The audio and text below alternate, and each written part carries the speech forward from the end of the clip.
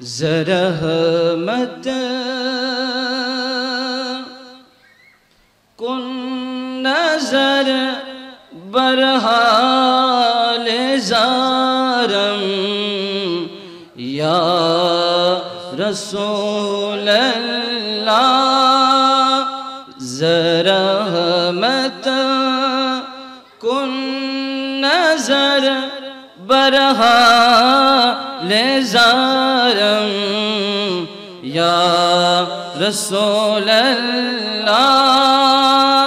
غریب بے نوا یمحا کے سارم یا رسول اللہ غریب بے نوا یمحا کے سارم یا رسول اللہ توئی تسکین دل آرام جا صبر و قرار من توئی تسکین دل آرام جا صبر و قرار من توئی تسکین دل آرام جا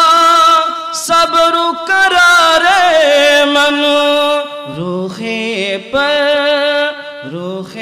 پر نور بے نما بے قرارم یا رسول اللہ غریب بے نوا یمحا کے سارم یا رسول اللہ زرحمت کن نظر برحال زارم یا رسول اللہ طواف روضہ اقدس کنم صد بار روز و شب طواف روضہ اقدس کنم صد بار روز و شب طواف روضہ اقدس کنم صد بار روز و شب حضوری کن عطا امید وارم یا رسول اللہ حضوری کن عطا امید وارم یا رسول اللہ غریب بے نوا یمحا کے سارم یا رسول اللہ غریب بے نوا یمحا کے سارم یا رسول اللہ دمیا ہرک نمان جلوئی دیدار جمیرا دمے آخر نمائی جلوئی دیدار جمیرا دمے آخر نمائی جلوئی دیدار جمیرا جلو توفے تو ہما امید دارم یا رسول اللہ جلو توفے تو ہما امید دارم یا رسول اللہ زرحمت کن نظر برحال زارم یا رسول اللہ یا شاعر تھی امرا گناہگر ইয়া রাসূল। নবীর শানে আমার আল্লাহ বলেছেন ইন্না আ'তাইনাকাল কাউসার, জোরে বলে সুবহানাল্লাহ। যেই নবীর আজমত ওয়ামা আরসালনাকা ইল্লা রাহমাতাল লিল আলামিন, জোরে বলি না সুবহানাল্লাহ। যেই নবীর হুরমত ইন্না আরসালনাকা শাহিদাও ওয়া মুবাশশিরাও ওয়া নাযীরা ওয়া দাঈয়ান ইলাল্লাহি বিইذনিহি ওয়া সিরাজাম মুনীরা, জোরে বলি সুবহানাল্লাহ। যেই নবীর উম্মত হবার জন্য আমরা কেউ ফরিয়াদ করি নাই, যে নবীর উম্মত হবার জন্য আগের নবীরা ফরিয়াদ করেছে, ওগো আল্লাহ আমাদেরকে নবী না বানাইয়ে আখিরি জামানার নবীর উম্মত বানাইলে আমরা আরো বেশি খুশি হতাম, জোরে বলি সুবহানাল্লাহ। নবীরা উম্মত হওয়ার জন্য ফরিয়াদ করেছে, হতে পারে নাই, আর আমরা ফরিয়াদ না করা সত্ত্বেও আমার আল্লাহ চাইলে আমাকে আপনাকে হিন্দুর ঘরে জন্ম দিতে পারতেন, আমার আল্লাহ চাইলে আপনাকে আমাকে খ্রিস্টানদের ঘরে জন্ম দিতে পারতেন, আল্লাহ আমাকে আপনাকে চাইলে বৌদ্ধর ঘরে, খ্রিস্টানদের ঘরে, মুশরিকদের ঘরে জন্ম দিতে পারতেন, কিন্তু আমার আল্লাহ তা করেন নাই। আমার আল্লাহ আখিরি জামানার নবীর উম্মত না বানিয়ে মুসা কালিমুল্লাহর উম্মত বানাইতে পারতেন, পারতেন না? ইব্রাহিম খলিলুল্লাহর উম্মত বানাইতে পারতেন, ঈসা রূহুল্লাহর উম্মত বানাইতে পারতেন, কিন্তু অন্য অন্য নবীর উম্মত না বানিয়ে এমন একজন নবীর উম্মত আমাকে আপনাকে বানাইলেন, যে নবীর উম্মত হবার জন্য নবীরা পর্যন্ত ফরিয়াদ করেছে, আর আমাদেরকে ওই নবীর উম্মত বানিয়েছে, জোরে বলি সুবহানাল্লাহ। শুধু তাই নয়, পবিত্র কোরআনে আমার আল্লাহ বলে দিয়েছেন 18,000 মাখলুকাতের মধ্যে আমি এক জাতি সৃষ্টি করেছি, ওই জাতি হলো মানুষ। আমার আল্লাহ কোরআনে দলিল ফিট করে দিলেন কুনতুম খায়রা উম্মাতিন উখরিজাত লিন-নাস, পৃথিবীর জমিনের মধ্যে একমাত্র তোমরাই হলে শ্রেষ্ঠ জাতি, জোরে বলি সুবহানাল্লাহ। আল্লাযী খালাকাল মাউতা ওয়াল হায়াতা, এখানে শব্দ ব্যবহার করেছেন আল্লাযী খালাকাল মাউতা, মত আগে না হায়াত আগে? আল্লাযী খালাকাল মাউতা ওয়াল হায়াতা। আমার আল্লাহ মৃত্যু থেকে আমাকে আপনাকে জীবন দিয়েছেন, মৃত্যু থেকে দিয়েছেন। তো কেন দিয়েছেন? আমার আল্লাহ উত্তর দিয়েছেন লিয়াবলুয়াকুম আইয়ুকুম আহসানু আমালা, আমি মানুষদেরকে পরীক্ষা করার জন্য মৃত্যু থেকে অল্প কিছু হায়াত দিয়ে পৃথিবীর জমিনে প্রেরণ করেছে, জোরে বলেন মারহাবা। আল্লাযী খালাকাল মাউতা ওয়াল হায়াতা লিয়াবলুয়াকুম আইয়ুকুম আহসানু আমালা, পরীক্ষা করার জন্য। তো আমার আর আপনার হায়াত কতটুকু? প্রত্যেক মানুষের হায়াত নির্দিষ্ট, প্রত্যেক মানুষের হায়াত নির্দিষ্ট। কেউ যদি 10 বছরে মারা যায়, কেউ যদি 50 বছরে মারা যায়, উভয়ের হায়াত একই, উভয়ের হায়াত একই। হুজুর এটা কেমনে? কেউ যদি মায়ের পেট থেকে দুনিয়ায় আসার সাথে সাথে মারা যায়, ওনার হায়াত যতটুকু আপনার হায়াতও ততটুকু। কিয়ামতের আগে যিনি আসবেন ওনার হায়াতও একই, সেম। কেমন? আদম আলাইহিস সালাতু ওয়াস সালামকে আমার আল্লাহ সৃষ্টি করে হাতের তালুর মধ্যে জিজ্ঞাসা করেছিলেন আলাস্তু বিরব্বিকুম ক্বালু বালা, তখন আমরা সকলে সাক্ষী দিয়েছিলাম ক্বালু ভালা। তো এখন যারা দুনিয়ার জমিনে বাবার পিঠ থেকে মায়ের রহমের মাধ্যমে পৃথিবীর জমিনের মুখটা আমার আল্লাহ দেখাচ্ছেন, তো আমাদের মুরব্বীরা যারা দুনিয়া থেকে চলে গিয়েছে, তো তারা দুনিয়াতে এসে আবার কবরে চলে গেছে। তো রূহ জগতে আমরা সকলে কিয়ামতের আগ পর্যন্ত যারা আসবে, যারা এসে চলে গিয়েছে, সকলে রূহ জগতে আমরা একত্রিত ছিলাম, জোরে বলে সুবহানাল্লাহ। আমরা সকলে কি ছিলাম? একত্রে ছিলাম। তো হায়াত নির্ধারণ, হায়াত নির্দিষ্ট সমান কেমনে? যারা আগে চলে এসেছেন পৃথিবীর জমিনে, যারা আগে এসেছেন তারা বর্তমানে কি তাদের কিয়ামত সংগঠিত হয়ে গিয়েছে, বিচার হয়ে গিয়েছে, না এখনো কবরে আছে? কবরে আছে। আর আমরা কোথায় আছি? দুনিয়ার জমিনে। যারা এখনো আসে না তারা কোথায় আছে? রু জগতে। তো রু জগতে এরা আসবে, যারা রু জগৎ থেকে এসেছে তারা চলে গিয়েছে, তো আমরা যারা এসেছি আমরা চলে যাওয়ার পক্ষে। তো হায়াত সমান কেমনে? যারা আগে চলে এসেছে কিয়ামত আগ পর্যন্ত তারা কবরের মধ্যে কিয়ামতের জন্য অপেক্ষায় আছে, জোরে বলি সুবহানাল্লাহ। যারা আমরা এখন পৃথিবীর জমিনে আছি আমরাও মৃত্যুর জন্য প্রস্তুত, এবং কিয়ামতের আগ পর্যন্ত আমাদেরও কোথায় থাকতে হবে? কবরে থাকতে হবে। যারা এখন আসে নাই, কিয়ামতের আগে আগে আসবে, তারা এখনো রু জগতে আছে, রু জগতে আছে। তো তারা যতক্ষণ আসবে না কিয়ামত ততক্ষণ পর্যন্ত হবে না। তো আমার আল্লাহ মানুষ বানিয়ে, কিছু মানুষ বানার পর যদি জাহান্নামের মধ্যে একদল পাঠিয়ে দিতেন আর আরেক দল জান্নাতের মধ্যে পাঠিয়ে দিতেন, অবশ্যই জান্নাতবাসীরা আল্লাহকে প্রশ্ন করত। কি প্রশ্ন? ওগো আল্লাহ, ছোট বাচ্চারা একটু কথা বলিয়েন না,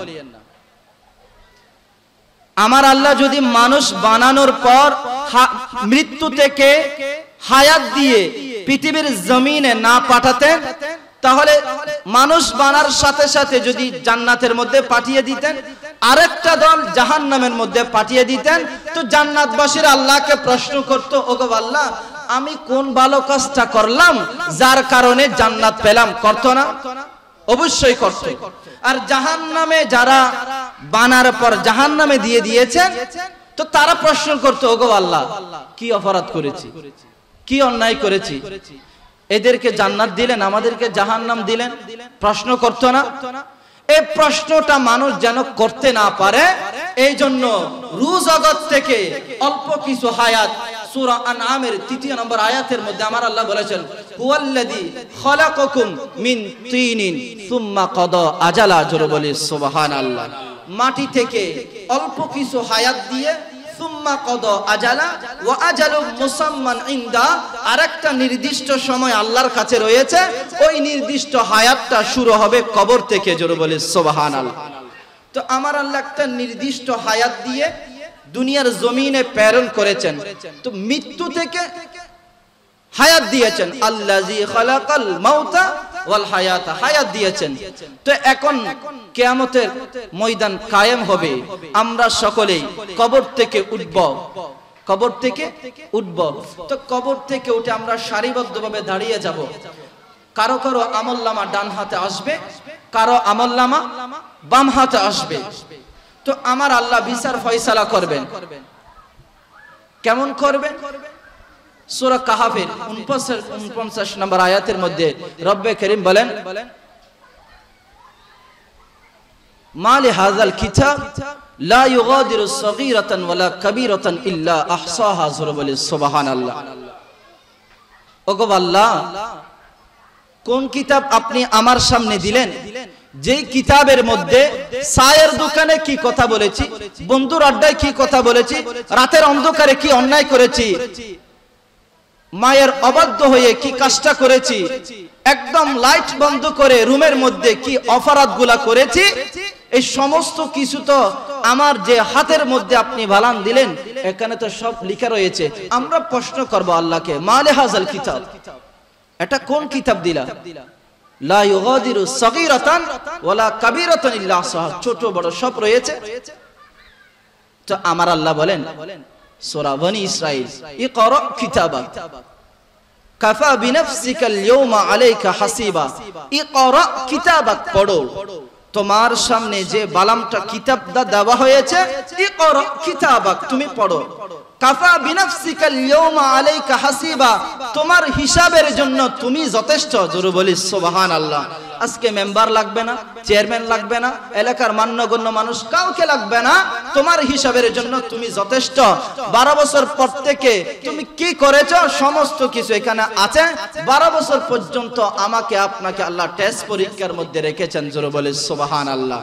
টেস্ট পরীক্ষার মধ্যে লিখলে টেস্ট পরীক্ষা আপনি পাশ করলেও ফিল করলেও ফাইনাল পরীক্ষা সুযোগ দেওয়া হয়।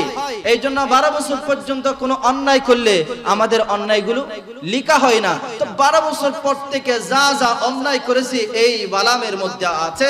তো আমরা যখন বালামটা পড়ব, তো আমি 50 বছর হায়াতে 70 বছর হায়াত পর্যন্ত কোন সময় কি করেছি সমস্ত কিছু এই ভালামের মধ্যে আছে। তখন আমার আল্লাহ বিচার ফয়সালা করবেন।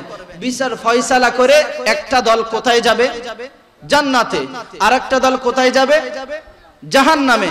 এখন জান্নাতের দলগুলো আমার আল্লাহর কাছে ওই যেই মানুষ বানার সাথে সাথে হায়াত না দিয়ে পৃথিবীর জমিনে প্রেরণ করলে যে প্রশ্নটা করত, ওই প্রশ্নটা কিয়ামতের ময়দানে আমার আল্লাহর কাছে মানুষ আমরা আর করব। জোর বলি সুবহানাল্লাহ। তো আমার আল্লাহকে প্রশ্ন করব, ওগো আল্লাহ আপনি জান্নাত দিলেন, কি কারণে জান্নাত দিলেন? তো আমার আল্লাহ বলবেন, তোমার ডান হাতের মধ্যে যে বালামটা দিয়েছি, ওই বালামটা তোমার পৃথিবীর জমিনে 12 বছর থেকে 70 বছর পর্যন্ত তুমি নামাজ পড়েছো, কোরআন তেলাওয়াত করেছো, রুকু সিজদা আদায় করেছো, দান খায়রাত করেছো, আরামের ঘুম হারাম করে নবীর মাহফিলে এসেছো, এইগুলো সওয়াব। আর তুমি মিথ্যা কথা, গীবত থেকে, অন্যায় থেকে, সুবুলখুরি থেকে, মানুষকে কষ্ট দেওয়া থেকে, মানুষের সম্পদ কেড়ে নেওয়া থেকে, সমস্ত অন্যায় থেকে তুমি বেঁচেছিলা। তো তোমার অপরাধগুলো হয় নাই। তোমার এই বালামের মধ্যে দেখতে পাচ্ছি 90% তুমি পাস করেছো। জোরে বলি সুবহানাল্লাহ। তো তোমার এই বালামটা, তোমার এই খাতাটা বলতেছে তুমি জাহান্নামের উপযুক্ত নয়, জান্নাতের উপযুক্ত। জোরে বলে সুবহানাল্লাহ। তো আমরা প্রশ্নের উত্তর পেয়ে যাব, ওগো আল্লাহ এই জন্য তো জান্নাত পেলাম। জোরে বলি সুবহানাল্লাহ। তার যারা জাহান্নামে যাবে তারাও প্রশ্ন করবে আল্লাহকে, ওগো আল্লাহ কোন অপরাধ করেছি, কি জন্য আপনি জাহান্নামে দিলেন?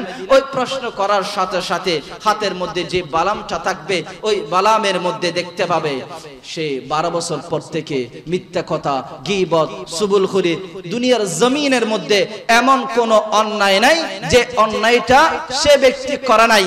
মুসলমান হয়ে হিন্দুর পূজার মধ্যে গিয়ে কোরআনের আয়াত বলতেছে, বালামের মধ্যে লেখা আছে কিয়ামতের ময়দানে আমার আল্লাহর সামনে একটা কদম সামনে দিতে পারবে না, যে কদমটা আমরা প্রত্যেকটা সেকেন্ডের হিসাব রব্বে কারীমকে যতক্ষণ পর্যন্ত দিতে পারবো না, ততক্ষণ পর্যন্ত আমার আল্লাহর হুকুম আমার আল্লাহর সামনে দাঁড়িয়ে থাকতে হবে। সামনের দিকে এক কদম যাওয়ার সুযোগ নাই, যতক্ষণ পর্যন্ত আমরা আমাদের এই 12 বছর থেকে মৃত্যুর আগ পর্যন্ত সময়টার হিসাব দিতে পারবো না।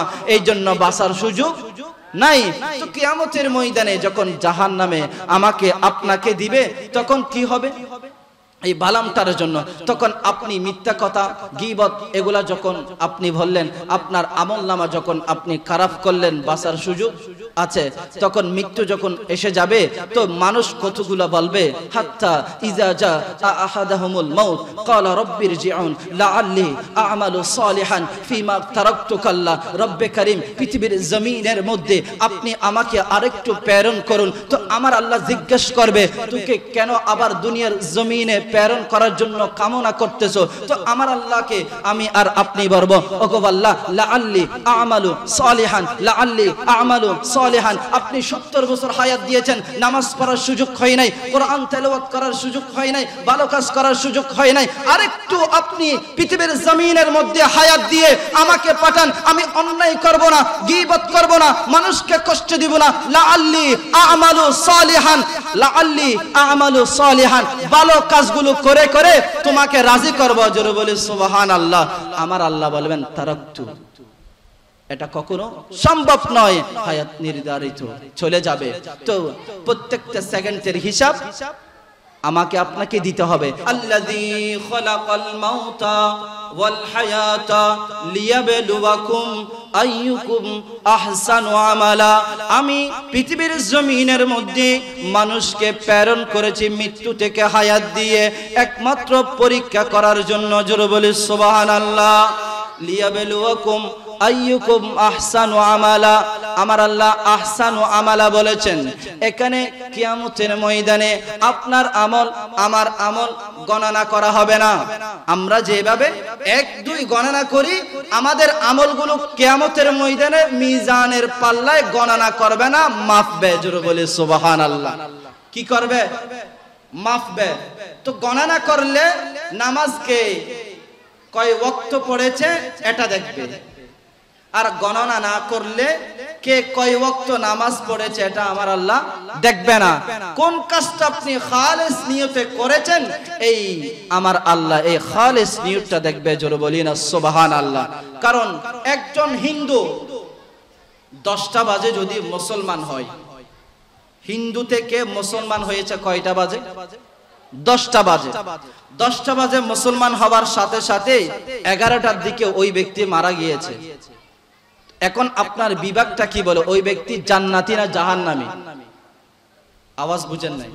একজন হিন্দু খ্রিস্টান 10টা বাজে মুসলমান হয়েছে, খ্রিস্টান থেকে হিন্দু থেকে, এখন উনি 11টায় মারা গিয়েছে। এখন আপনি বলেন উনি জান্নাতি না জাহান্নামী? কলমা পড়েছে উনি জান্নাতি না? হিন্দু মুসলমান হয়েছে 10টায় মারা গেছে 11টায়, উনি জান্নাতি না জাহান্নামী? জান্নাতি। তো এখন আপনি বলেন তা উনি নামাজ পড়েছে কয় ওয়াক্ত? যাকাত দিয়েছে, হজ করেছে, নামাজ পড়েছে, দান খায়রাত করেছে? কিচ্ছু তো করে নাই। তো আপনি সার্টিফিকেট দিয়ে দিলেন কি জান্নাতি। তাহলে আইয়ুকুম আহসানু আমালা, আমার আল্লাহ কিয়ামতের ময়দানে আপনার আর আমার আমলগুলো গণনা করবে না। গণনা করলে নামাজ কয় ওয়াক্ত, রোজা কয়টা রেখেছে, দান কয়টা করেছে, এইগুলা দেখবে। তো আমার আল্লাহ ওই হিন্দু ব্যক্তি তো কিচ্ছু দান করে নাই, নামাজ পড়ে নাই, রোজা রাখে নাই, তাকে কেমনে জান্নাত দিবে? এই জন্য রব্বে কারীম সূরা মুলুকের মধ্যে বলেছেন আইয়ুকুম আহসানু আমালা, মানুষের আমল নামা গণনা করবে না, মাপবে।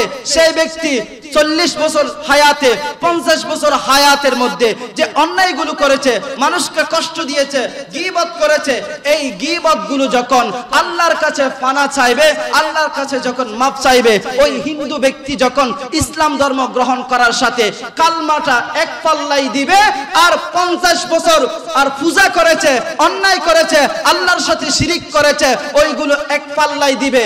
আর আমার আল্লাহর কলমার সাথে, আমাদের কলমার সাথে ওই গুনাহগুলো বাড়ি হবে না কলমা বাড়ি হবে? তো কলমা বাড়ি হওয়ার সাথে ওই ব্যক্তি কোথায়? জান্নাতে।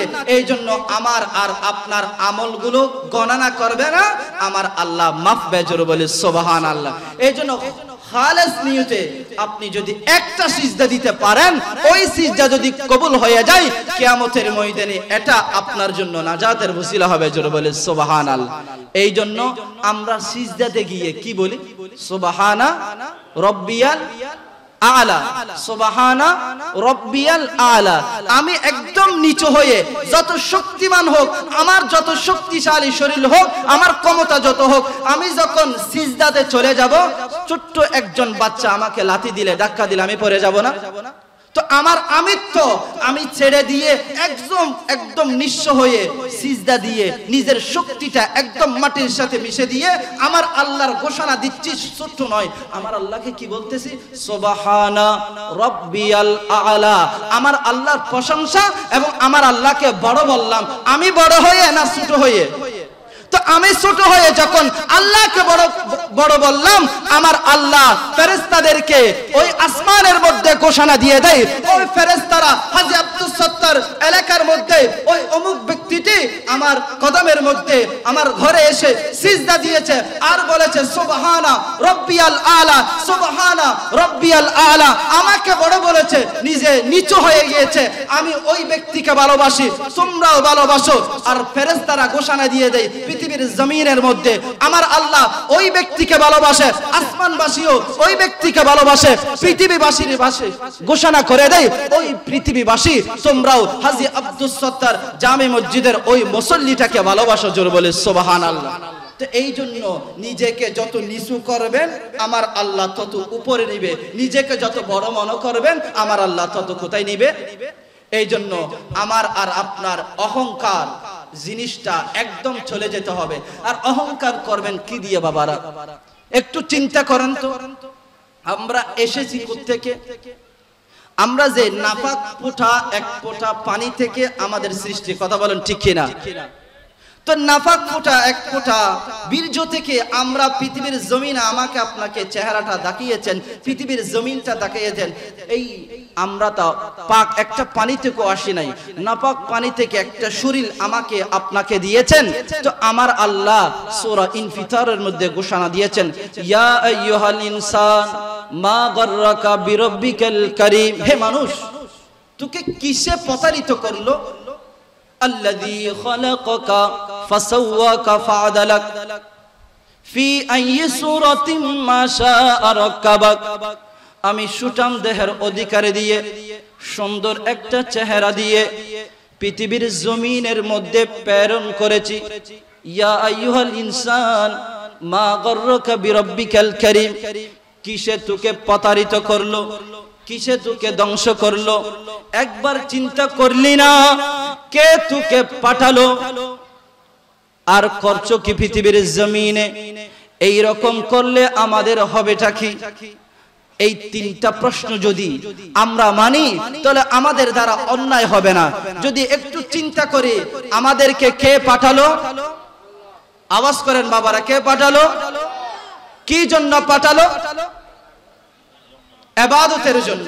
তো ইবাদতের জন্য পাঠালো, এটা কোথায় আছে? পবিত্র কোরআনে আমার আল্লাহ বলেছেন, ওয়ামা খালাকাতুল জিন্না ওয়াল ইনসা ইল্লা লিয়াবুদুন। ইল্লা শুধুমাত্র, লিয়াবুদুন ইবাদত বندگی করার জন্য। জোরে বলে সুবহানাল্লাহ।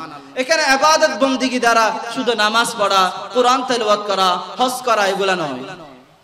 ইবাদত বندگی দ্বারা প্রত্যেকটা কাজ আপনার যখন দয়াল নবীজির মতো হবে, এটা ইবাদতে পরিণত হবে। জোরে বলি সুবহানাল্লাহ। আপনার ঘুম যাওয়া নবীর মতো হলে, আপনার হাঁটা নবীর মতো হলে, আপনার চলাফেরা নবীর মতো হলে, আপনার টাকা পয়সা লেনদেন নবীর মতো হলে, আপনার ব্যবসা বাণিজ্য নবীর মতো হলে, আপনার প্রত্যেকটা কাজ যখন নবীর মতো হবে, আমার আল্লাহ আপনার চেহারার দিকে, আপনার কাজের দিকে দেখবে না। আপনার সিজদা যখন নবীর মতো হবে, আপনার দান খায়রাত যখন নবীর মতো হবে, আপনার সিজদার মধ্যে আমার আল্লাহ আমার মাহবুব নবীজিকে দেখতে পাবে। জোরে বলি সুবহানাল্লাহ।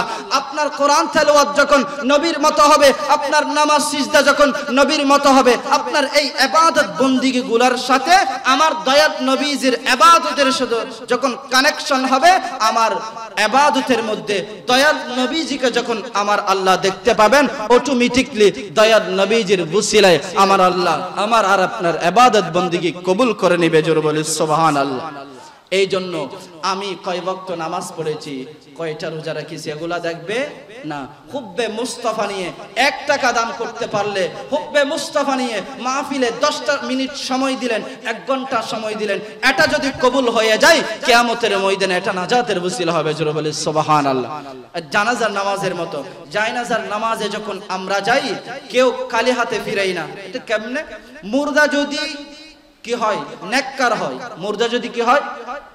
নেককার হয়, তাহলে পিছনে যারা কাতার বন্দী হয়েছে এরা যদি গুনাহগার হয়, ওই নেককার মুর্দার জন্য সকলের জীবনের গুনাহ মাফ হয়ে যায়। জোরে বলে সুবহানাল্লাহ। আর যদি ওই মুর্দারা যদি বদকার হয়, গুনাহগার হয়, পিছনে হাজার মানুষ যারা এসেছে এর মধ্যে একজন যদি নেককার বান্দা হয়, ওই নেককার বান্দার ওসিলাই আমরা তো মাফ পাবো, মুর্দা সহ মাফ পেয়ে যাবে। জোরে বলে সুবহানাল্লাহ। এই জন্য আমরা বেশি বেশি কি জায়নাজার নামাজে যেতে হবে, তো আমাদের লাভ হবে। এই আমি যে আয়াতখানা তেলাওয়াত করেছি, এই আয়াতখানা সংক্ষিপ্ত ব্যাখ্যা এতটুকু, যে হাদিসখানা আমি তেলাওয়াত করেছি, আমার দয়াল নবীজি বলেছেন এমন একটি জামান আসবে যেই জামানার মধ্যে মানুষ 5টা জিনিসকে পেয়ে আর 5টা জিনিসকে ভুলে যাবে। যেগুলো ভুলে যাবে এইগুলো মনে রাখার কথা, আর যেগুলো ভুলে যাওয়ার কথা এইগুলো মনে রাখবে বিপরীত। আমার দয়াল নবীজি বলেছেন এমন একটি জামানা আসবে যেই জামানা কি হবে, মানুষ 5টা জিনিসকে পেয়ে 5টা জিনিসকে ভুলে যাবে। 1 নাম্বার, ইউহিব্বুনাল খামসাতা ওয়া ইয়ানসাউনাল খামসাতা, ইউহিব্বুনাল হায়াতা ওয়া ইয়ানসাউনাল মাউতা। মানুষ দুনিয়াকে পেয়ে দুনিয়াকে ভালোবাসবে আর আখিরাতের কথা ভুলে যাবে। এখন আপনি চোখটা বন্ধ করে একটু চিন্তা করেন, দুনিয়া নিয়ে ব্যস্ত না আখিরাত নিয়ে ব্যস্ত? দুনিয়া নিয়ে ব্যস্ত। কারণ রাতে আমরা হিসাব করি কালকে কি করব, কয় টাকা ব্যাংকে রাখবো, কয় টাকা বাজার করব, কি কি করব, কারকের প্ল্যান, 1 মাসের প্ল্যান, 2 মাসের প্ল্যান, 3 মাসের প্ল্যান, আগামী বছর কি করব, এই প্ল্যানটা আমরা করে নিই। কারণ যার 1 লক্ষ টাকা আছে সে কামনা করে আমার 2 লক্ষ টাকা কখন হবে। যার 2 লক্ষ টাকা আছে সে কামনা করে 5 লক্ষ টাকা কখন হবে। যে 5 লক্ষ টাকা আছে উনি কামনা করে 10 লক্ষ টাকা কখন হবে। কামনার কোনো শেষ নাই। দুনিয়া দুনিয়া দুনিয়া। একটু চিন্তা করে দেখেন তো, আমরা যখন ঘুমাতে যাই তো আমরা একটা দোয়া পড়ি না? ছোট বাচ্চারা পর্যন্ত এই দোয়াটা পারে। কি বলে? আল্লাহুম্মা বিইসমিকা আমুতু ওয়া আহইয়া। জোরে বলি সুবহানাল্লাহ। তো এই দোয়াটার অর্থ কি? আল্লাহুম্মা, হে আল্লাহ, বিইসমিকা, আপনার নামে, আমুতু, মৃত্যুবরণ করতেছি। জোরে বলি সুবহানাল্লাহ। আমার আল্লাহকে বলতেছি, ওগো আল্লাহ, আমি আপনার নামে মরে যাচ্ছি, আমি আপনার নামে মরে যাচ্ছি। ওয়া আহইয়া, আর আপনার নামে জীবিত হব যদি আপনি জীবিত করেন। জোরে বলি না সুবহানাল্লাহ। চোখটা বন্ধ করে ঘুমাইলেন, সকালে যখন চোখটা করলেন না, আর এটা সকাল নাই, এটা পরকাল হয়ে গেছে। কথা বলুন ঠিক কিনা? সকালে যদি আপনার চোখটা বন্ধ থেকে যায়, এটা সকাল না পরকাল? পরকাল। আর করলে সকাল। আর আপনি রাতে হিসাব করে বসে থাকলেন কালকে কি কি করবেন। এই জন্য প্রত্যেকের একটা ইবাদত যদি পারেন করতে পারেন, এটা হলো দোকানদাররা যেই ব্যবসা করে এদের একটা শিক্ষা আছে। 10টা বাজে দোকান করলে আর রাত 10টায় যখন দোকান বন্ধ করে এরা হিসাব করে। কি হিসাব করে? সকাল থেকে রাত 10টা পর্যন্ত কি কি বিক্রি করেছে এইগুলা হিসাব করে, ক্যাশ মিলাই, যেটাকে বলে ক্যাশ মিলানো। যে ব্যবসায়ী ক্যাশ মিলাবে না, ওই ব্যবসায়ী 1 দিন 2 দিন 3 দিন 1 মাস 2 মাস পর দোকান থাকবে না, কি হয়ে যাবে? ধ্বংস হয়ে যাবে। তো সেই কেন ধ্বংস হলো? যদি রিচার্জ করে দেখতে পাবে সে 1 লক্ষ টাকার মাল এনেছে, 1 লক্ষ টাকা কোথায় দিয়ে দিয়েছে, বাকিতে দিয়ে দিয়েছে, সে নিজেও জানে না। কেন? সেই রাত 10টা কি মিলাই নাই, ক্যাশ মিলাই নাই। তো যে ক্যাশ না মিলালে তার দোকানটা কি হয়ে যায়? বাবারা বুঝছে না? ক্যাশ না মিলালে দোকানটা কি হয়ে যায়? ধ্বংস হয়ে যায়।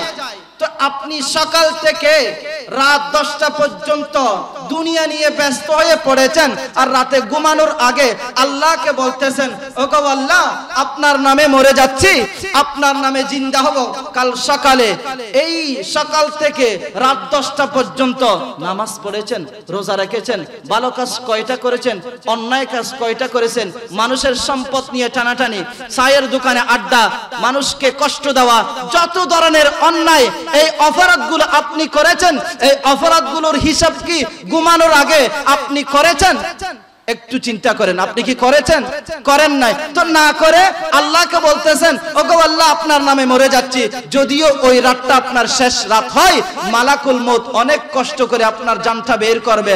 আর আপনি যদি ঘুমানোর আগে একটু চিন্তা করেন, ফজরের নামাজ পড়ি নাই, জোহরের নামাজ পড়ি নাই, আসরের নামাজ পড়ি নাই, মাগরিবের নামাজ পড়ি নাই, এশারের নামাজ পড়ি নাই, অন্যায় করেছি, আজকে অমুকের সম্পদ কেড়ে নিয়েছি, আমার ভাইকে কষ্ট দিয়েছি, আমার প্রতিবেশীকে কষ্ট দিয়েছি, আমার এলাকাবাসীকে আমি কষ্ট দিয়েছি, অন্যায় বিচার করেছি, মজলুমের মতো আমি জালেম হয়েছি।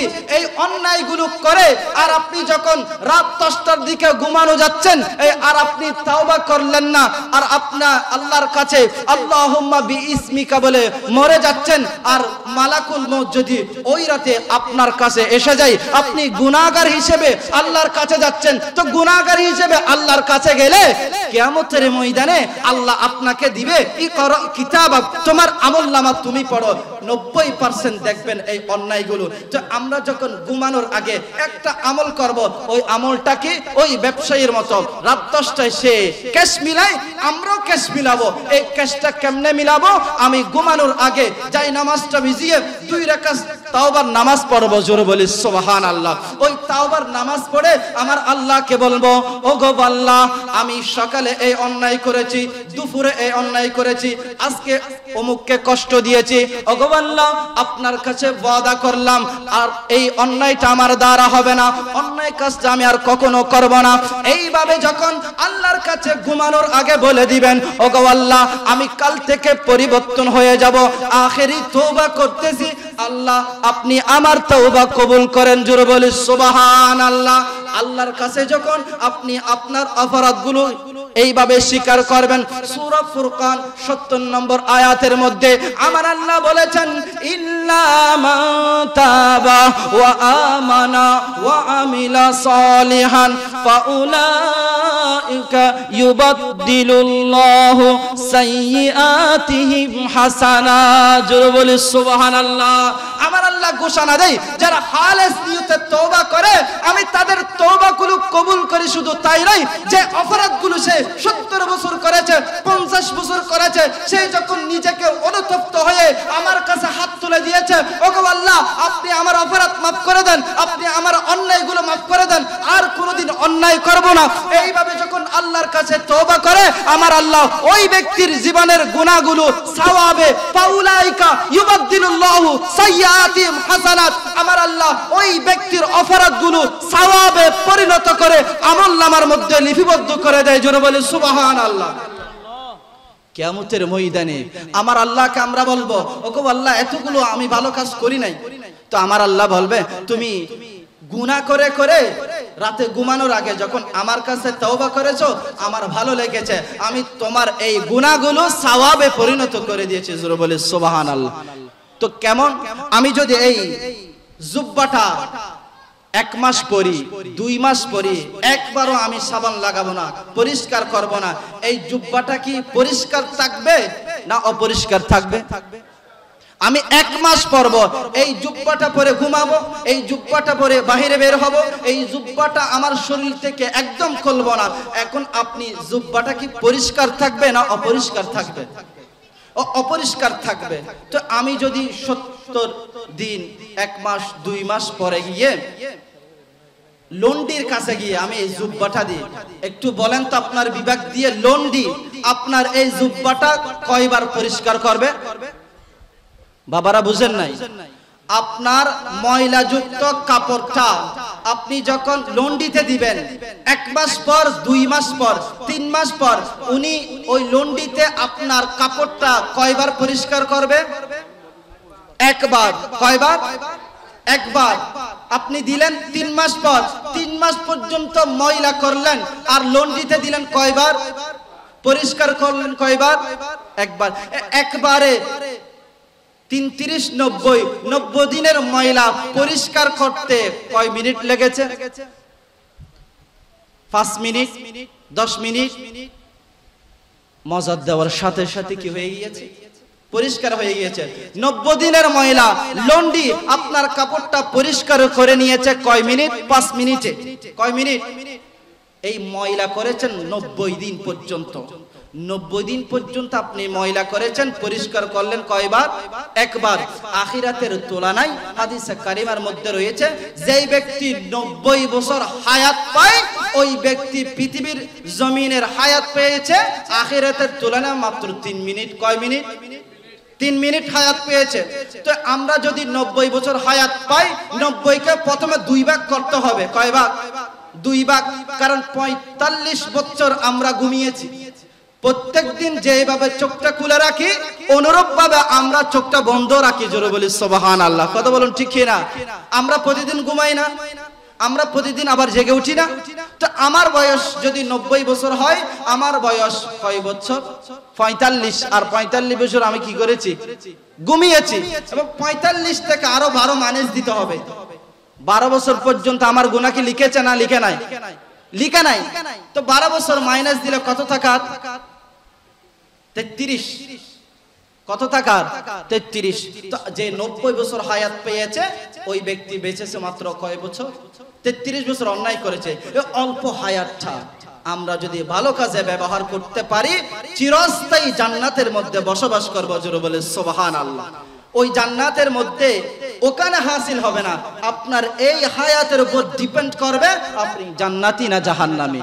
এমন জান্নাত আমাকে আপনাকে দিবে যেই জান্নাতের মধ্যে একজন আমার দয়াল নবীজি সাহাবাদের সামনে নিয়ে বলতেছে, কোন বৃদ্ধ কোথায় যাবে না? জান্নাতে যাবে না। কোন বৃদ্ধ আর কোন বৃদ্ধ জান্নাতে যাবে না।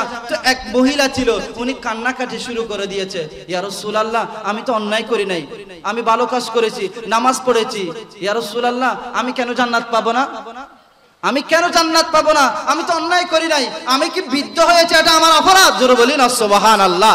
আমার দয়াল নবীজি মুস্কি হাসি দিয়ে বললেন, ওই বৃদ্ধকে আম্মা জান এই কিয়ামতের ময়দানে কায়েম হবে, আমার আল্লাহ জান্নাত জাহান্নাম বিচারের মাধ্যমে ফয়সালা করবেন, কিন্তু কোন বৃদ্ধ জান্নাতে যাবে না, জাহান্নামও যাবে না। কেন জানেন?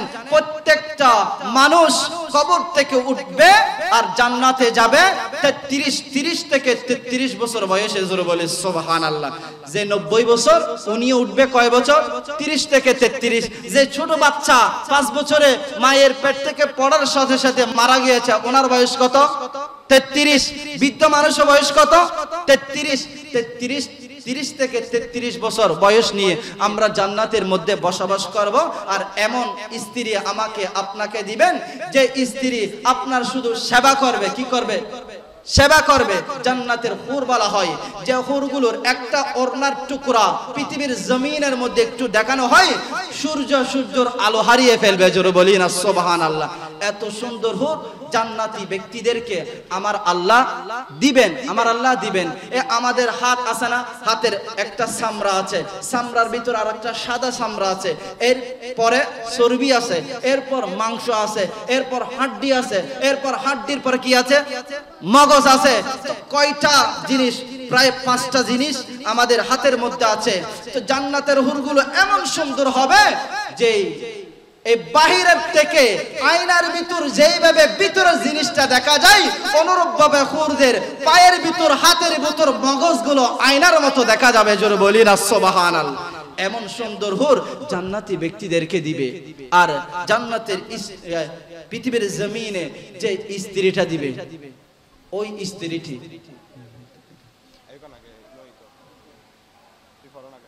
ওই ব্যক্তিটি কেমন হবে? জান্নাতের যুবকদের যে ইচ্ছে, তোমরা একটু বসো বসো, হুজুর আসবে, হুজুর আসবে, তাড়াহুড়া করতে হবে না। সকলে একটু দরুদ শরীফ আল্লাহুম্মা সাল্লি আলা মাওলানা মুহাম্মদ ওয়া আলা আলি সাইয়্যিদিনা মাওলানা মুহাম্মদ মিলাদুন নবী দিল বড়া মসরূর है ঈদি दीवानों की तौबा रबीउन नूर है अल्लाहुम्मा सल्ली अला सय्यदिना मौलाना मुहम्मद व अला आलि सय्यदिना मौल। তো আমি এটা বুঝাতে চেয়েছিলাম, আমরা 30 বছর পর্যন্ত যদি একটা কাপড় ময়লা করি, ওই কাপড়টা ধোলাই করলে কয়বার ধোলাই করি? একবার। তো আমার আল্লাহ ঘোষণা দেয়, কেউ যদি 90 বছর অন্যায় করে, 120 বছর অন্যায় করে, 30 বছর হায়াত পেয়েছে, শুধু অন্যায় করেছে, গুনাহ করেছে, ভালো কাজ কখনো করে নাই, একটু অনুতপ্ত হয়ে রব্বে কারীমের দরবারে যখন ওই ব্যক্তিটি হাত তুলে দিয়েছে, ওগো আল্লাহ আপনি আমাকে মাফ করে দেন, ও আল্লাহ আপনি আমাকে মাফ করে দেন, এইভাবে যখন ওই ব্যক্তিটি আল্লাহর কাছে খালেস নিয়তে তওবা করে, আমার আল্লাহ 70 বছরের গুনাহ, 50 বছরের গুনাহ, 40 বছরের গুনাহ মুহূর্তের মধ্যে মাফ করে দেয়। জোরে বলি সুবহানাল্লাহ। তো এই তাওবাটা আমাদের করতে হবে। সেই জন্য দুনিয়া নিয়ে ব্যস্ত হওয়া যাবে না। যে হাদিস কানা পড়েছি, প্রথম নাম্বার দুনিয়াকে ভালোবাসবে, আখিরাতের কথা ভুলে যাবে। কিন্তু বিপরীত, আমাদেরকে আখিরাতের কথা চিন্তা করতে হতো, দুনিয়াকে ভুলে যেতে হতো। কারণ দুনিয়াটা স্থায়ী না অস্থায়ী? আমিও জানি, আপনিও জানেন। এই আখিরাতটা স্থায়ী না অস্থায়ী? অস্থায়ী একটা জিনিস নিয়ে আমরা ব্যস্ত, আর আখিরাত চিরস্থায়ী। এমন চিরস্থায়ী, কিয়ামতের ময়দান কায়েম হবে। বিচার হবার জন্য 3 জন ব্যক্তির প্রয়োজন হয়, একজন বিচারপতি, আর বাদী এবং আসামি। আসামি যদি বিচার ফয়সালার বিচার যেখানে হবে এখানে যদি আসামি উপস্থিত হয় আর যিনি বিচার করবেন উনিও উপস্থিত হয়, ওই বিচারটা হবে না উকিল লাগবে? উকিল যতক্ষণ পর্যন্ত আসবে না বিচার শুরু হবে। কবর থেকে উঠার সাথে সাথে 50 বছর আমরা দাঁড়িয়ে থাকবো। কয় বছর? 50 বছর। আল্লাহ আছে বিচারক, আসামি আমরা 50 বছর দাঁড়িয়ে থাকবো। মালিক আছে, আসামি আছে, বিচার হচ্ছে না। ওগো আল্লাহ কেন? কারণ উকিল লাগবে না। উকিলকে এখন মানুষ একে অপরকে বলবে আজকে চলো আমরা একজন উকিল তালাশ করি, কারণ বিচার তো হবে না। মালিক আছে, আমরা আসামি গুনাহগার, বিচার তো শুরু হচ্ছে না, তো বিচার তো লাগবে। তো বিচার হবার জন্য কাকে লাগবে? উকিল একজন লাগবে। সমস্ত মানুষ পরামর্শ করে যাবে প্রথমে মুসা আলাইহিস সালাতু ওয়াস সালামের কাছে, নূহ আলাইহিস সালাতু ওয়াস সালামের কাছে, ইব্রাহিম আলাইহিস সালাতু ওয়াস সালামের কাছে। এক একজন নবীর কাছে গিয়ে তারা নিজেদের এক একটা অপরাধ স্বীকার করবে। যদিও নবীরা মাসুম, তখন তাদের যে অপরাধ আছে এটা স্বীকার করবে। তখন শেষে ঈসা আলাইহিস সালাতু ওয়াস সালাম বলে দিবেন, তোমরা এদিক ওদিক ঘোরাফেরা না করে আখির জামানার নবী নবী মুহাম্মদুর রাসূলুল্লাহ সাল্লাল্লাহু আলাইহি ওয়াসাল্লামের কাছে যাও। উনি আজকে উকিল হবে, আল্লাহ বিচারক হবে, আর আমরা আসামি হব। কিয়ামতের ময়দানে আমার দয়াল নবীজি যখন উকিল হবেন, আমরা যখন দয়াল নবীজির কদমে যাব, আমার দয়াল নবীজি সিজদা দিয়ে বলবেন, উম্মতি উম্মতি তোমাদের জন্য তো আমি অপেক্ষা করতেছি। জোরে বলে সুবহানাল্লাহ। কিয়ামতের ময়দানে নবী ওই দিন সিজদা গিয়ে আল্লাহর প্রশংসা করবেন, স্পেশাল প্রশংসা ওই দিন আমার আল্লাহ শিখাবেন। ওই দিন আমার আল্লাহ স্পেশাল ওই দয়াল নবীজিকে শিখিয়ে ওদিন আমার দয়াল নবীজি আল্লাহর কাছে সিজদা দিয়ে দোয়া করবেন, এক এক করে জাহান্নামের পরিবর্তে জান্নাতের ব্যবস্থা করে দিবে। জোরে বলে সুবহানাল্লাহ। আমি গত জুমায় তো বলেছিলাম মসজিদে, আমার দয়াল নবীজির সুপারিশ পেতে হলে নবীর উম্মত বনতে হবে। কি বনতে হবে? কাফের হয়ে, মুশরিক হয়ে, খ্রিস্টান হয়ে নবীর উম্মত দাবি করলে এটা কখনো সম্ভব নয়। উম্মতদেরকে সুপারিশ করা হবে। এই জন্য যারা দুনিয়া নিয়ে ব্যস্ত হয়ে পড়েছেন তারা একটু পরিবর্তন হয়ে চিরস্থায়ী আখিরাতের কথা চিন্তা করেন। আল্লাহ আমাদেরকে বোঝার তৌফিক দান করে, সকলে বলে আমিন।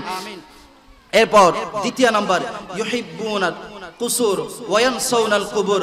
দুনিয়ার রাজপ্রাসাদকে ভালোবাসবে আর কবরের কথা ভুলে যাবে। রাজপ্রাসাদকে কি করবে?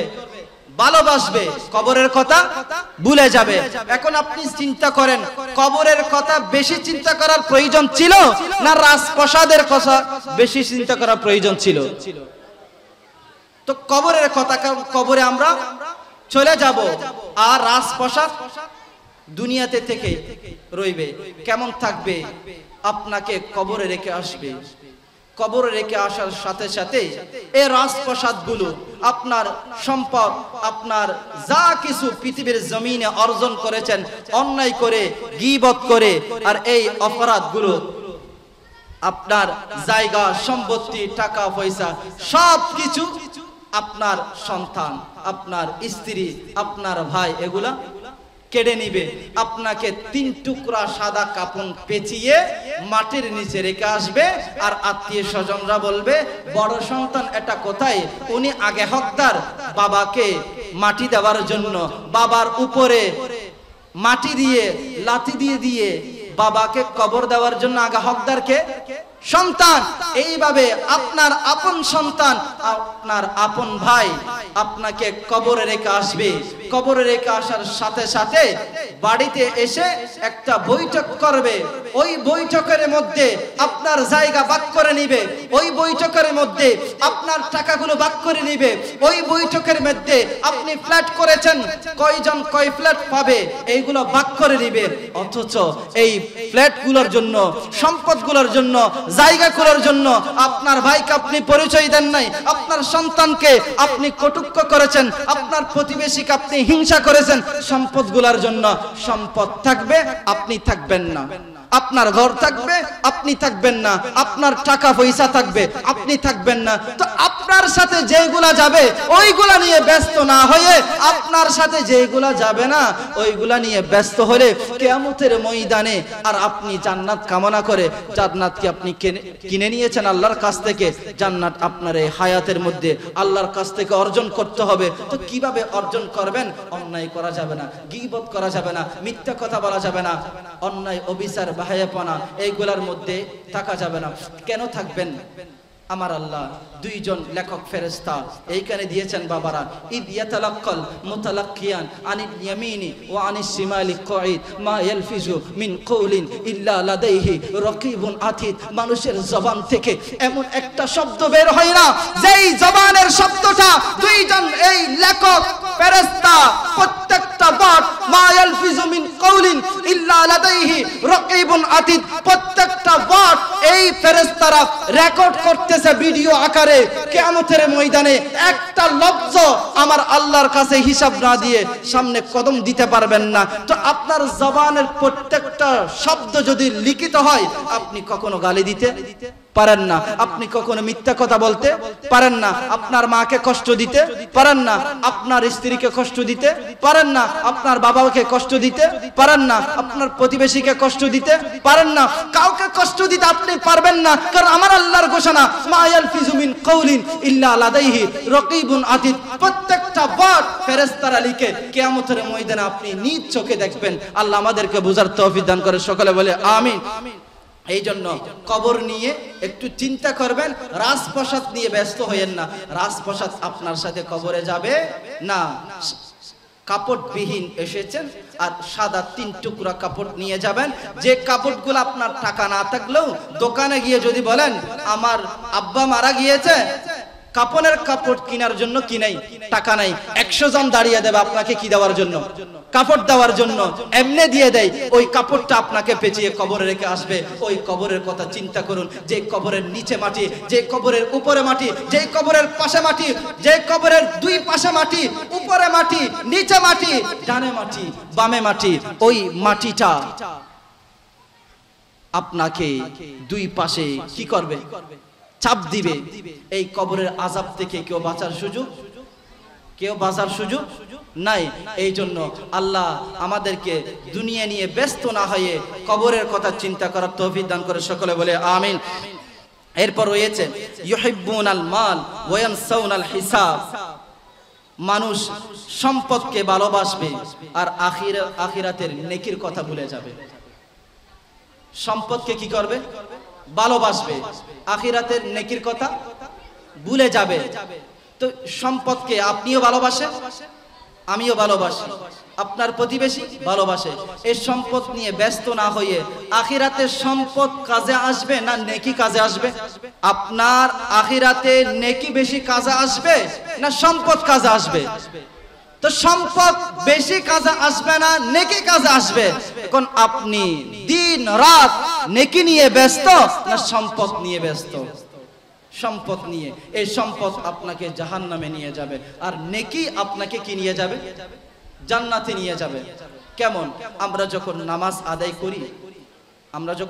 আদায় করি তো আমরা আল্লাহর কাছে বলি, ওগো আল্লাহ আমি কোরআন তেলাওয়াত করেছি, আমি রুকু দিয়েছি, আমি সিজদা দিয়েছি, আমি নামাজ আদায় করেছি, ওগো আল্লাহ আপনি আমার নামাজগুলো কবুল করেন আর নামাজগুলোর উসিলায় আমার জিন্দেগির গুনাহ মাফ করেন, আমার তওবা কবুল করেন। জোরে বলি না সুবহানাল্লাহ। আপনি বলেন তো, আপনি যে নামাজের উসিলা দিচ্ছেন, আপনি যে কোরআনের উসিলা দিচ্ছেন, এই কোরআন তেলাওয়াত কবুল হয়েছে এটা কোনো গ্যারান্টি আছে? গ্যারান্টি আছে? আপনি দান করেছেন, এই দানটা আল্লাহর দরবারে কবুল হয়েছে, এটা কোনো গ্যারান্টি আছে? তো গ্যারান্টি বিহীন একটা ইবাদতের উসিলা নিয়ে আল্লাহর কাছে বলতেছেন, ওগো আল্লাহ নামাজের উসিলায় আপনি আমাকে maaf করেন, কোরআন তেলাওয়াতের উসিলায় আপনি আমাকে maaf করেন। আপনি নিজেও জানেন না কোরআন তেলাওয়াত কবুল হয়েছে কিনা, নামাজ কবুল হয়েছে কিনা। তো কবুল হয়েছে কিনা সন্দেহ সূচক এই ইবাদতটা নিয়ে যদি আল্লাহর কাছে উসিলা নিয়ে দোয়া করা যায়, যারা আপন আপন মাজারের মধ্যে শায়িত আছে ওদের উসিলা নিয়ে দোয়া করা জায়েজ না শিরিক? কারণ এরা যে মকবুল এটা তো প্রমাণিত। কেমন প্রমাণিত? মাজারে যিনি ওলি রয়েছেন, ও ওলিটা কি আপনাকে ডেকেছে না আপনি গিয়েছেন? আপনাকে ডাকা হয়েছে না আপনি গিয়েছেন? তা আপনার আব্বা মারা গিয়েছে, আপনার ভাই মারা গিয়েছে, আপনি যান না আপনাকে ডেকে নেওয়া হয়? শুধু আপনি যান। আপনার বাবা মারা গেলে রক্তর সম্পর্কীয় ছাড়া কেউ ওই কবরে যায় না, আর কেউ যায় না। কিন্তু শাহজান আউলিয়া আমাদের পাশে আছে, ওনার কাছে কি রক্তর সম্পর্কীয় কেউ যায় না? আমরা সকলে যাই। তো সকলে কেন যাই? উনি আল্লাহর কাছে প্রিয়, এটা গ্যারান্টি। তো ওনার গ্যারান্টিওয়ালা ওলির ওসিলা নিয়ে আল্লাহর দরবারে কবুল হবে, এটা গ্যারান্টি। কেন? আমি নামাজ নিয়ে কোরআন নিয়ে যদি আল্লাহর কাছে ওসিলা নিয়ে দোয়া করি, এটা সন্দেহ সুযোগ। কোরআন তেলাওয়াত কবুল হয়েছে গ্যারান্টি নাই, নামাজ কবুল হয়েছে গ্যারান্টি নাই। গ্যারান্টি বিহীন ইবাদত নিয়ে যদি আল্লাহর কাছে চাওয়া যায় ওসিলা নিয়ে, তাহলে আউলিয়াদের কদমে, আউলিয়াদের মাজারে গিয়ে ওসিলা নিয়ে দোয়া করা জায়েজ আছে। আর আমার দয়াল নবীজির কদমে গিয়ে আমার আল্লাহ তো পবিত্র কোরআনে ঘোষণা দিয়েছেন, ওয়ালাউ আন্নাহুম ইয যালামু আনফুসাহুম জাউকা ফাস্তাগফিরুল্লাহ ওয়াস্তাগফারা লাহুমুর রাসূল লাওয়াজাদুল্লাহা তাওয়াবার রহিম। আজরু বলিনা সুবহানাল্লাহ। ওয়ালাউ আন্নাহুম ইয যালামু আনফুসাহুম জাউকা, তোমরা যখন নিজেরাই নিজেদের উপর জুলুম করো, জাউকা তোমরা আমার দয়াল নবীজির কদমে যাও, ফাস্তাগফিরুল্লাহ তোমরা ইস্তিগফার পড়ো, আল্লাহকে বলো ওগো আল্লাহ maaf করে দাও, ওয়াস্তাগফারা লাহুমুর রাসূল, রাসূল যখন আমার আর আপনার পক্ষ হয়ে আল্লাহকে বলবে ওগো আল্লাহ আমার এই উম্মতকে maaf করে দেন, জোরে বলি সুবহানাল্লাহ। লাওয়াজাদুল্লাহ লামে থাকে লাওয়াজাদুল্লাহ তাওয়াবার রহিমা, অবশ্যই অবশ্যই আমার আল্লাহ আপনার তাওবা কবুল করবেন, গ্যারান্টি পবিত্র কোরআন, জোরে বলি সুবহানাল্লাহ। এই জন্য সম্পদ নিয়ে ব্যস্ত হবেন না কবর নিয়ে, আখিরাতের নেকি নিয়ে? কবর নিয়ে, আখিরাতের নেকি নিয়ে। আমাদেরকে আল্লাহ বুঝার তৌফিক দান করুন, আমিন।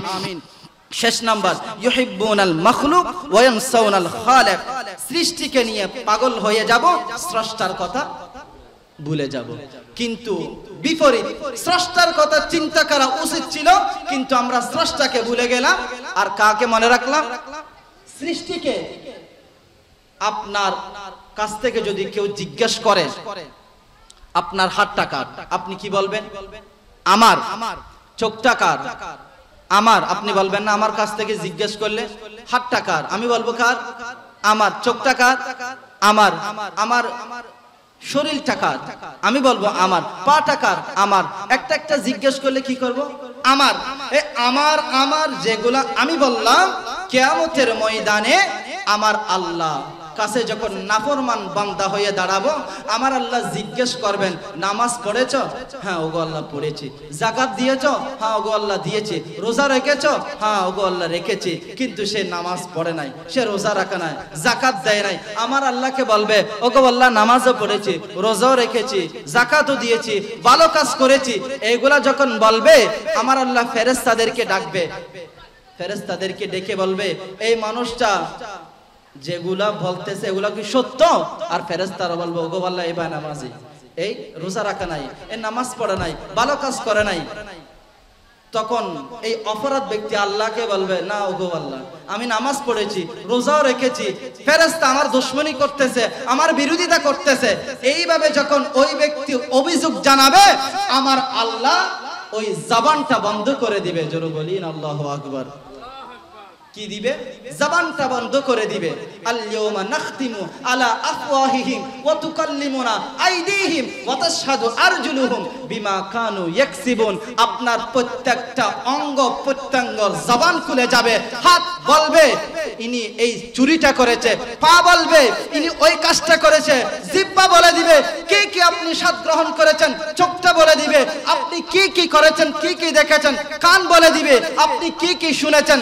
আর কিয়ামতের ময়দানে আপনার জবানটা যখন বন্ধ হয়ে যাবে, আপনার হাত কথা বলবে, আপনার চোখ কথা বলবে, আপনার শরীরের প্রত্যেকটা অঙ্গ প্রত্যঙ্গ কথা বলবে। তখন আপনি চোখের পানি ছেড়ে দিবেন আর আল্লাহর সামনে বলবেন ওগো আল্লাহ হাত কত আদর করেছি, কত মলম আমি ব্যবহার করেছি, আদর করেছি, সাবান ব্যবহার করেছি, এই কেসিনটা সুন্দর করে রাখার জন্য কত মহব্বত করেছি, কিন্তু এই মহব্বতের শরীরটা আমার বিরুদ্ধে আজকে সাক্ষী দিচ্ছে। এই বলে চোখের পানি ছাড়া যাবে, জবানটা বন্ধ থাকবে। কিয়ামতের ময়দানে যখন আপনার শরীরটা আপনার বিরুদ্ধে সাক্ষী দিবে, এখন আপনি বলেন আপনি জান্নাতি না জাহান্নামী, জান্নাতি না জাহান্নামী। এই শরীরের প্রত্যেকটা অংশ কথা বলে আপনার বিপক্ষে সাক্ষী দিবে। এই জন্য দুনিয়া নিয়ে ব্যস্ত না হয়ে আখিরাত নিয়ে ব্যস্ত হওয়া আমাদের দরকার। কারণ আমরা মুসাফির, আমরা কি মুসাফির। আমরা যদি ট্রেনের মধ্যে করে কোথাও যাই, আমরা যদি কি যাই ট্রেনের মধ্যে কোথাও যাই, ট্রেনের বগিটা স্থায়ী না অস্থায়ী? আপনি যখন কিছুক্ষণের জন্য নামলেন, উনি কি আপনার জন্য দাঁড়িয়ে থাকবে না চলে যাবে? তো আমার আল্লাহ অল্প কিছু হায়াত দিয়ে মুসাফির হিসেবে দুনিয়ার জমিনে আমাকে আপনাকে প্রেরণ করেছেন। আপনিও জানেন আমি মুসাফির, আপনি মুসাফির। বিদেশের জমিনে কেউ যদি যায়, উনি কি বাংলার জমিনে না আসার জন্য যায়, না উনি জানে উনি চলে আসবে? তো উনি বিদেশের জমিনে গেলে উনি অস্থায়ী না চিরস্থায়ী? তো বিদেশের জমিনে গেলে অস্থায়ী চলে আসবে। আর বাংলার জমিনে মায়ের পেট থেকে পড়ার সাথে সাথে আমার মৃত্যু থেকে হায়াত দিয়েছে আমার আল্লাহ বলেছেন ওয়া আজালুম মুসাম্মা, আর একটা নির্দিষ্ট হায়াত আমার কাছে আছে অস্থায়ী পরীক্ষা করার জন্য পৃথিবীর জমিনের হায়াতটা দিয়েছে। একদিন চলে যাবা, আর ওই চলে যাওয়ার সাথে সাথে পৃথিবীর জমিনে যা কিছু করেছো ওইগুলো হিসাব দিতে হবে। ওইগুলো কি করতে হবে? হিসাব দিতে হবে। এই জন্য আখিরাত নিয়ে আমাদের ব্যস্ত হতে হবে, দুনিয়া নিয়ে ভুলে যেতে হবে, সময়ের গুরুত্ব দিতে হবে। আর মুমিনের তো কোনো ফ্রি টাইম নাই।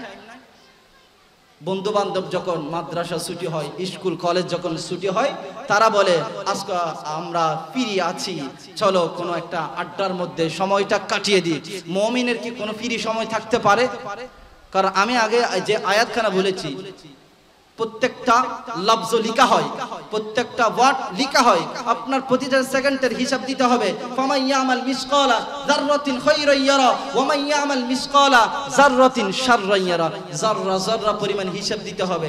যাররা কাকে বলা হয়? একটা বালুকে 70 ভাগ করলে এক ভাগকে যাররা বলা হয়। আপনি যদি এই এক পরিমাণ যাররা যদি আপনি অপরাধ করেন, এটার হিসাব দিতে হবে। এই যাররা পরিমাণ যদি আপনি ভালো কাজ করেন, এটার সওয়াব আল্লাহর কাছে পাবেন। এমন পাবেন ভালো কাজ করার নিয়ত করার সাথে সাথে এটা সওয়াব লিখিত হয়ে যায়। কেমন? ওয়ামা তুকদ্দিমু লিআনফুসিহিম মিন খায়রিন তাজিদুহু ইনদাল্লাহ। আপনি যখন কোন একটা ভালো কাজ করবেন, আমার আল্লাহ তাজিদুহু ইনদাল্লাহ, এটা উহুদের পাহাড় পরিমাণ বৃদ্ধি করে দিবে। জোরে বলে সুবহানাল্লাহ। আর আপনি ভালো কাজ করার নিয়ত করার সাথে সাথে সওয়াব লিখা হয়ে যায়। আর আপনি যখন খারাপ কাজ করার নিয়ত করবেন, যতক্ষণ পর্যন্ত ওই কাজটা করবেন না, ততক্ষণ পর্যন্ত গুনাহ লেখা হবে না। এমন করে আমাকে আপনাকে আমার আল্লাহ রহমত দিয়ে বাঁচাচ্ছেন। জোরে বলি না সুবহানাল্লাহ। এই জন্য সময়ের গুরুত্ব দরকার আছে কিনা? আমি একটা ঘটনা বলি।